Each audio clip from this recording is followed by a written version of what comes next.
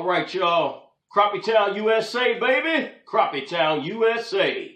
Listen, I'm coming before you today. Want to talk about double jig rigs. All right. This video was really generated by those who have been asking me about my double jig rig when they see the videos. And for the life of me, I can't remember when I'm out there to address those questions. So I thought it would be good to just do a video specifically talking about how I double jig my rig when I'm out there, okay? Basically, if you've been following for a long time, you know that I love live bait fishing. And I got a couple buddies that love jig fishing and double jig fishing and doing all those things. And a few years ago, my buddy Rich from St. Mary's is one of the places that really made me fall in love with jigging. Introduced me to double rigging. Over that time, I had improvised it to fit more of my style of fishing and more of the places that I fish. A lot of times, the way I do my double jigs has a lot to do with where I'm fishing and how I plan to fish, okay? So here is the rig that you see. Everything has a purpose to it, to the size bobber, to the stoppers that you see, okay? Also the space, or you could say the length between one jig and the other jig, and also how much line is from the main line to the jig here, okay? That all has a purpose for me. All right, so this is what I'm using. Here's what I'm using, all right? So let me show you what I do. I take this line and I just loop it right through that little hole. I bend it.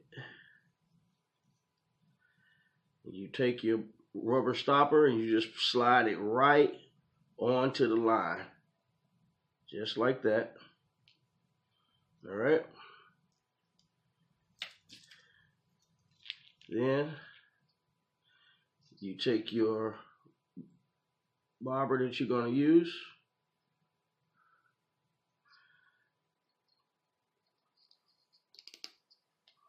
Okay, that's how it looks. That's the regular slip bobber. Have the stopper on. Put your slip bobber on. And then what I do is I take another stopper, put it through the little loop. Okay. Bend that line like that. And just slide your bobber right on the line.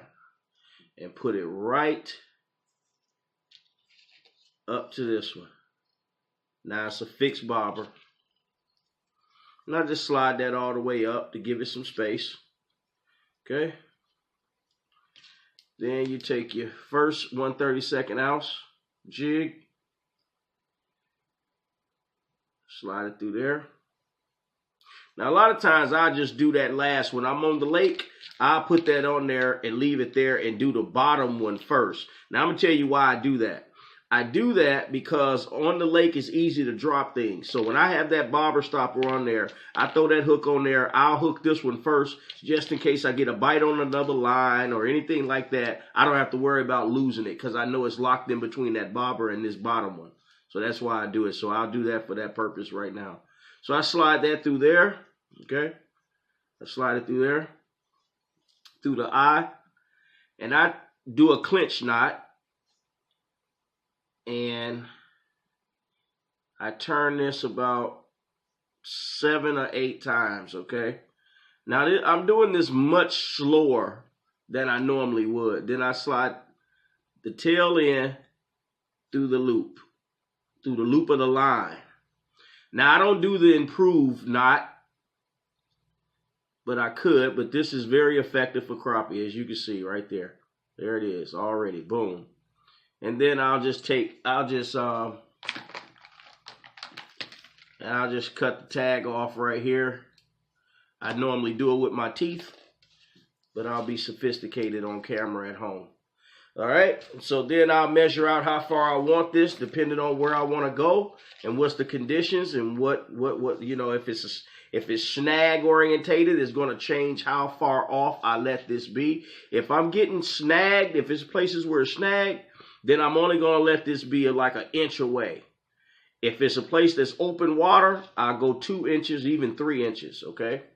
So what I do is I grab enough line, okay? I grab enough line to just make a little circle, just like that, okay? Boom. I take the tip in. I go in like this 3 times. Boom, boom, boom. I don't do it no less than 3 times, okay? And then I just pull it together, okay? Like that. Boom, okay? That's about 2 inches apart. And there's the double jig. That's it right there. Boom. Now, occasionally I'll make another knot right here to keep that from being gapped, but a lot of times I'm trying to move fast. I like for it to have a little wiggle room out there. It gives it a different vibration than this one, so it'll look more realistic. So I leave it loopy like that. So there you go. Just that quick. And I did it slow just for demonstration purposes. All right. And then you go ahead and put your jig on it. Okay. I'm just grabbing a random one and putting it on there. Okay. Boom. There you go.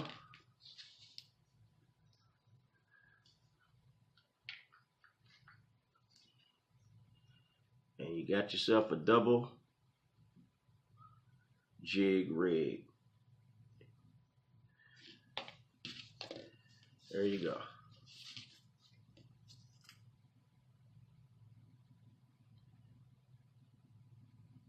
Now, I know you heard the term, as the facts change, so does my opinion.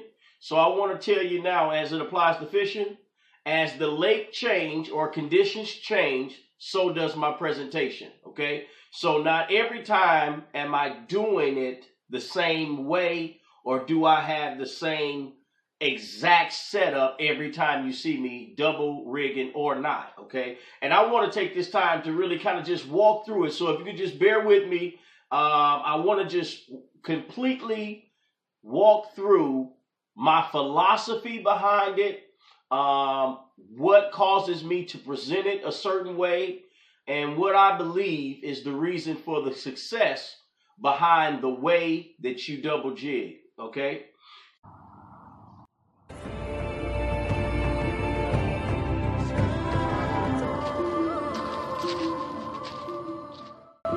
That's where I'm going to be fishing from, okay? And I chose this spot simply because this is a drop-off, okay? That's how it looks.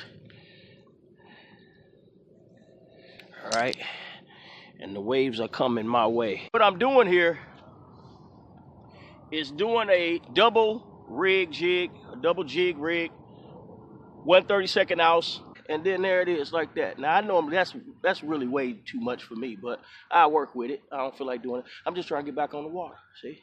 Then I do that. My bobber, if you see that, I got 2 stoppers on it.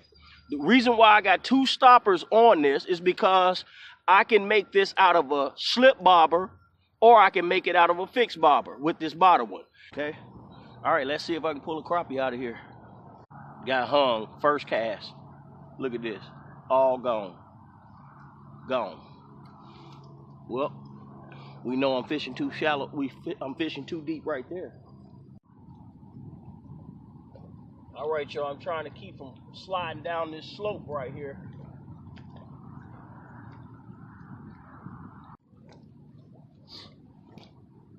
All right, y'all, got something little.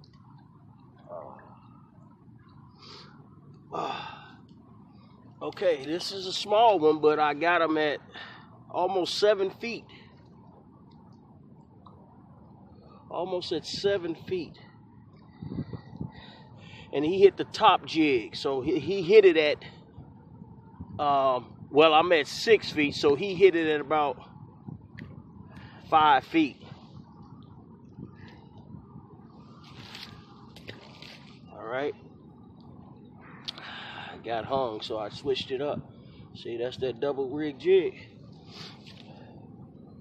And I told y'all, I picked right here because of that drop off. You see I'm sitting on this drop off? I know that water gonna drop off right there, so that's how sometimes you can tell what deep water is. So I'm hoping right now I can work that depth. I'll probably change my depth and go up a little bit. Oh man, I just missed one. Just missed one. Did I catch a school? Did I catch a school? Did I come by a school? Did I come by a school? Let's see. Let's see. All right, y'all. That's how it is. It done got a little nippy.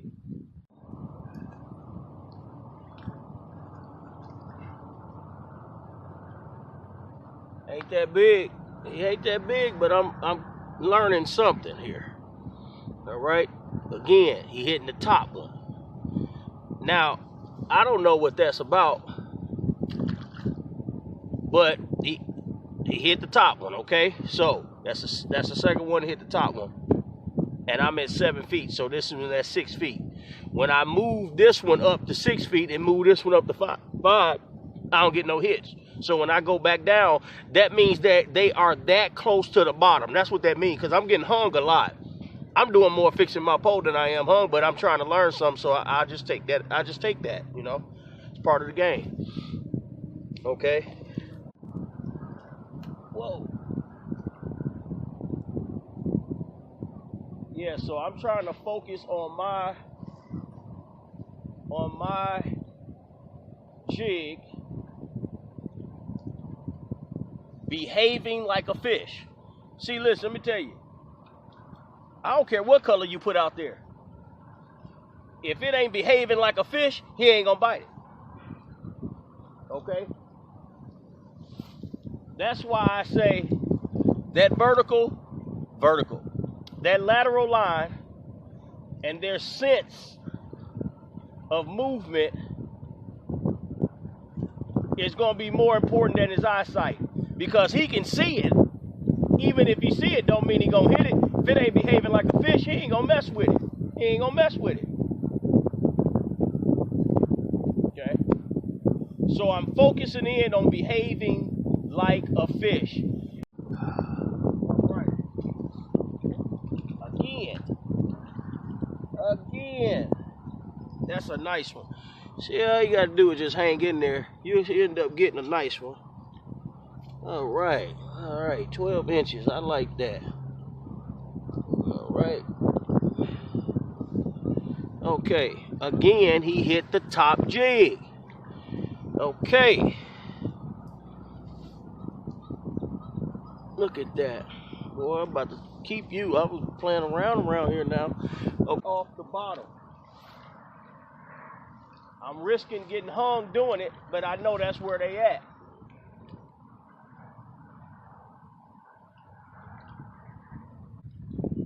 Okay, so I'm just kind of just dooping down, just kind of just, I'm acting like a bait fish that's just swimming around, don't have a worry in the world, and hopefully you just come and take it. All right, American people.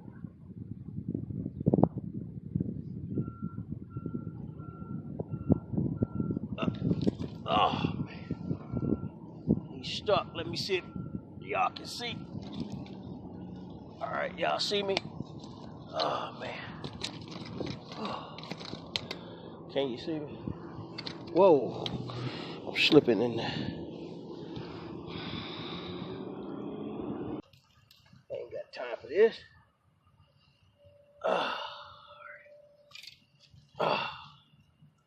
Look at that.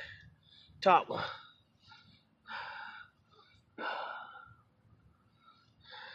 Look. Top one.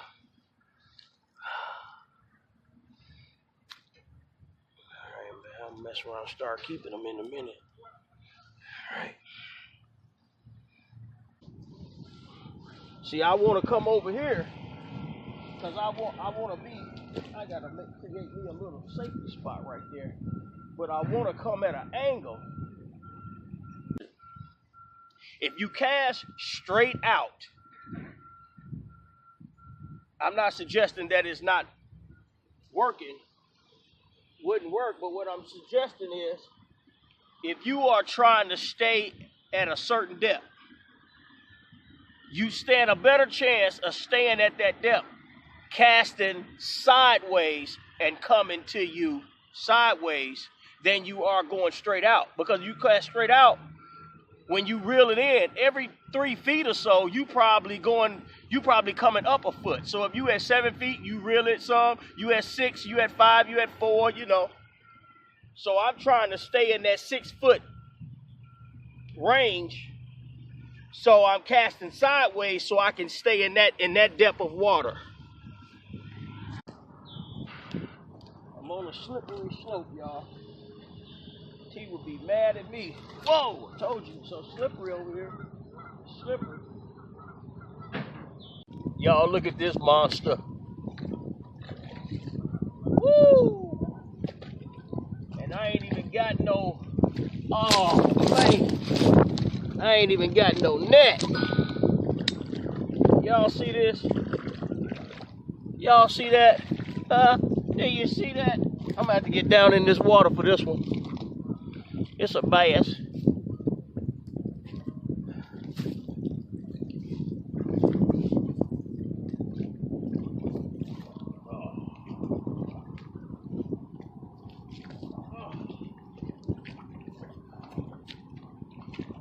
Can y'all see me?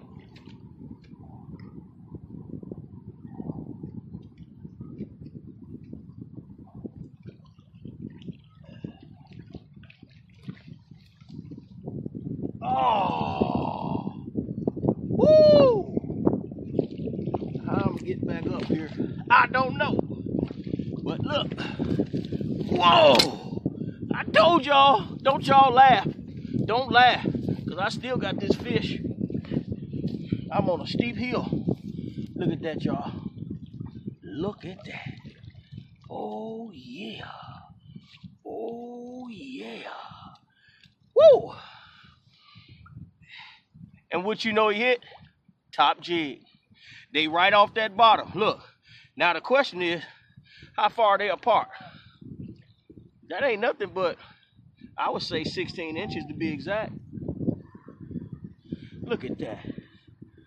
Look at that.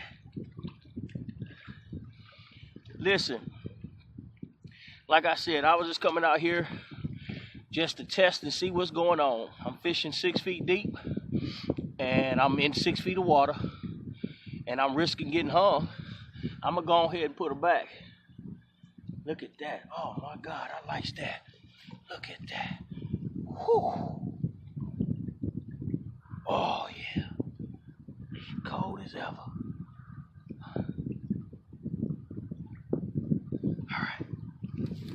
All right, girl.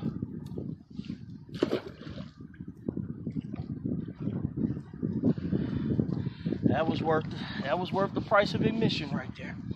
Okay, y'all. Y'all see? It's working. It's working.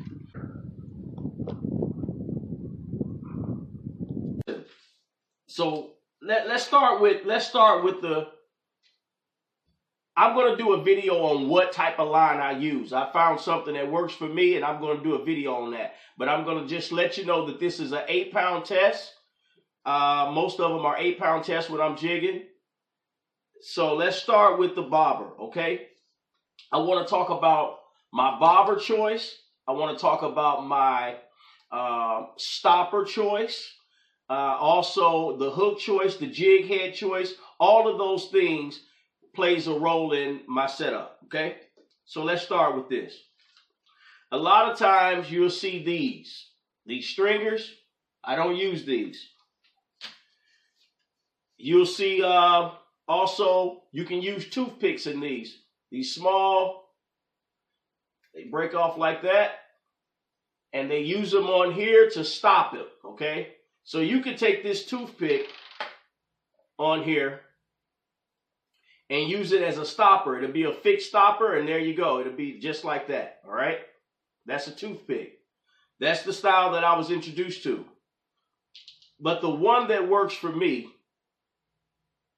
is the one that I use for my slip bobbers, okay? Slip bobbers. Now, I want to tell you why I use that. You ever see in the videos where I'm telling you it's 6 feet, it's 7 feet, and I may say something like, I never fished here before, and then I'll tell you it's 6 feet or 7 feet. This is the reason why I choose the slip bobber, fixed bobber setup for me, okay? Because I like to know what depth I'm fishing in. So what I did to this jig is I put a stopper on here as regular. Now I'm going to show you this when I actually show you how I put this rig together, okay? But there's a stopper on the top of here. And I also put a stopper on the bottom, okay?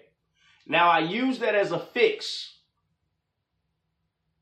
bobber. So no matter where I put this, if I pull this all the way up and pull this up and pull the bottom one up like that, it's a fix jig. Meaning if it's at 3 feet, that's where it'll be, okay? But here's the other advantage of having 2 rubber stoppers on there. All right. Now the rubber stopper is the choice because it doesn't get caught in the guides when you're casting.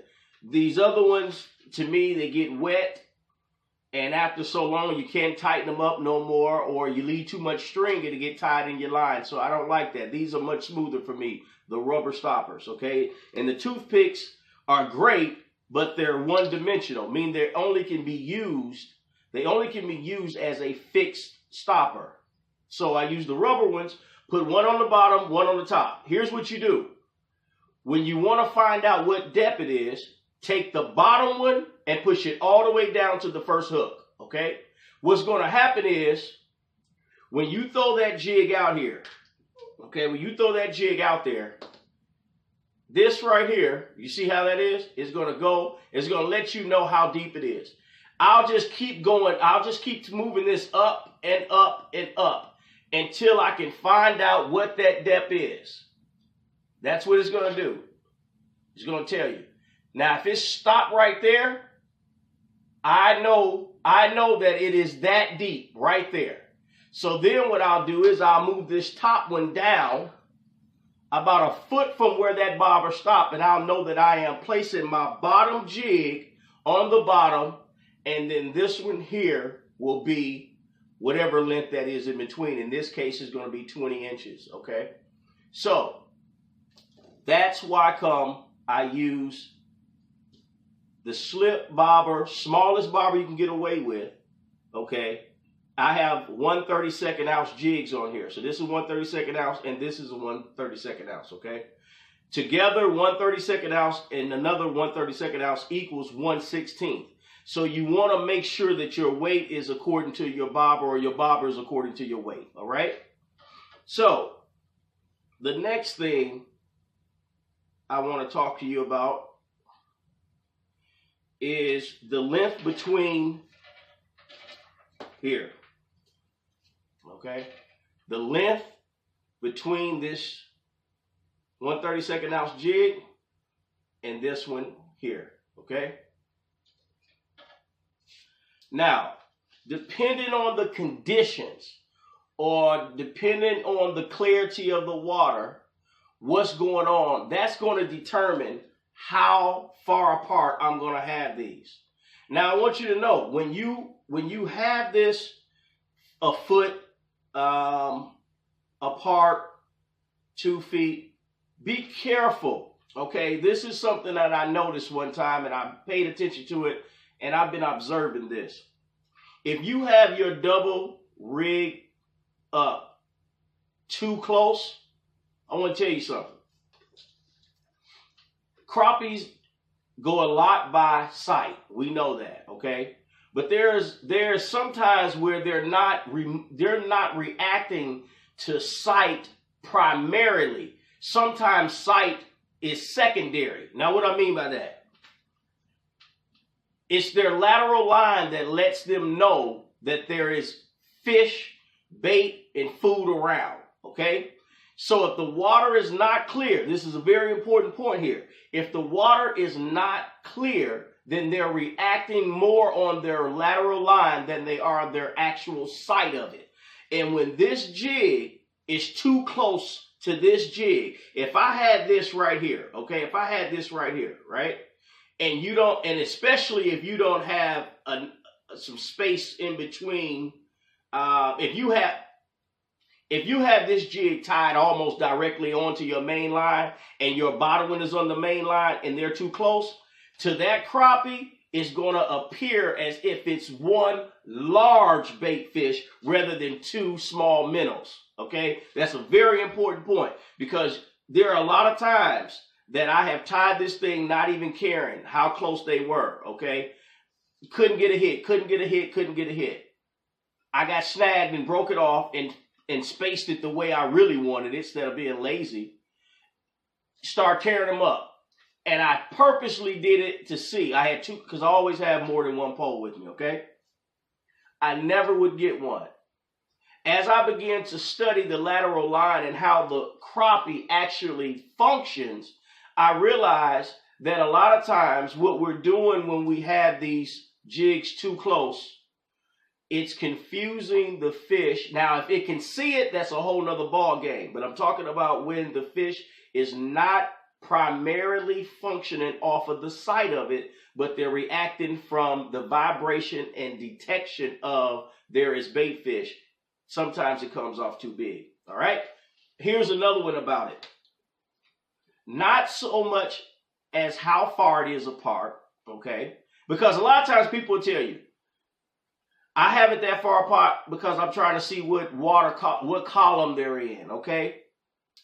A lot of times, what you're doing is increasing the ability to attract one crappie. This is not about trying to catch two crappies at one time.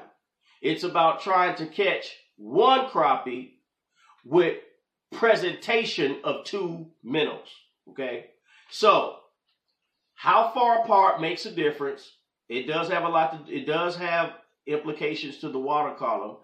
But if you are jigging from the bank, okay, 9 times out of 10, if you have it 1 foot to 20 inches apart, you're not really observing or examining or discovering water columns. What you're doing is basically because of the angle in which you're coming from, you're basically swimming two fish, okay, in the same water column, a little different apart, where they'll know that it's two different fish rather than thinking it's one, okay?